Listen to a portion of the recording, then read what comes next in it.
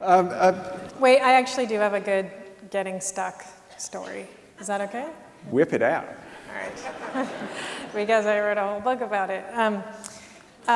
Okay, so I was working on my last movie, The Future. I was writing the script for it, and there was this one part, it was basically done, but there was this one part that I was totally stuck on, and I was procrastinating a lot. And the main way that I was procrastinating was during lunch, I would start reading the Penny Saver classifieds, which is like it comes with the junk mail. You're supposed to just throw it out.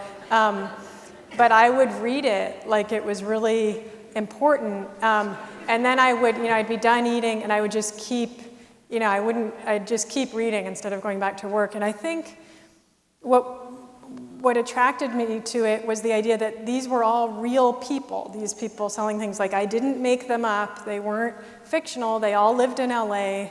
There they were, and there were their phone numbers. So then I took my procrastination further, and I started calling them.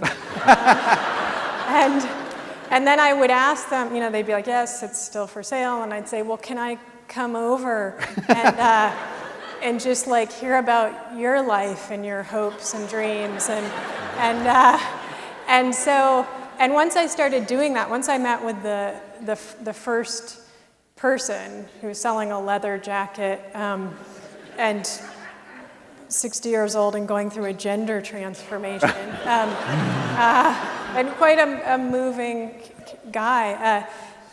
I decided that, like you were saying, like it was important not to try and go back to the script, but to sort of treat this as like a vision quest, like that the solution to all my problems would be revealed to me if I just went blindly into LA and met with people. So I did, and the truth was revealed to me. Well, and for anyone who hasn't seen it, there are parts of this in your movie in the future. Yeah, it's true. So you were working all the time.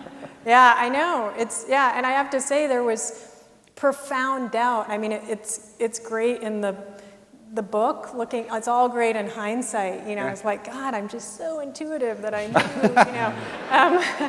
But I mean, at the time, it was like I would tell people, they'd be like, how's the script going? And I'd be like, well, I'm doing this thing now where I go to people's houses, and it got so awkward.